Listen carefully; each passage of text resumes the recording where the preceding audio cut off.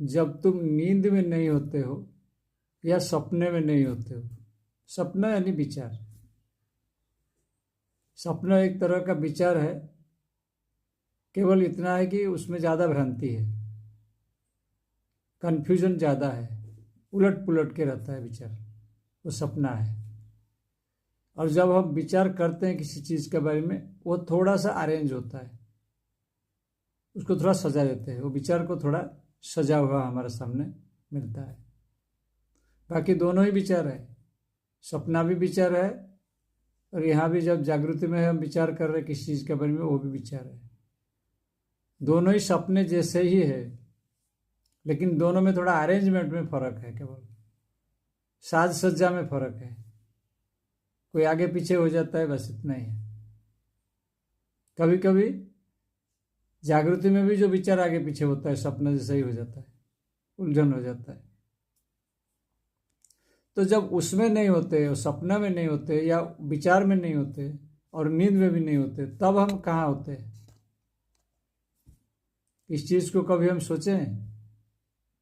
गहरा नींद में नहीं है, या सपने में नहीं है, या विचार में नहीं है। विचार यानी एक तरह का कर्म है हमारा, इसको समझे।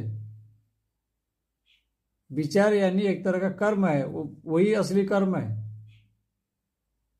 जो कर्म बंधन जिसको बोलते हैं, वो स्थूल कर्म से बंधन नहीं होता है।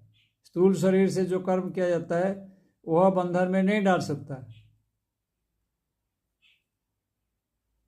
लेकिन जो विचार में जो होता है, जो विचार में जो उलझन पैदा होता है, वही हमारा कर्म है, सूक्ष्म कर्म है, वही बंधन देता है।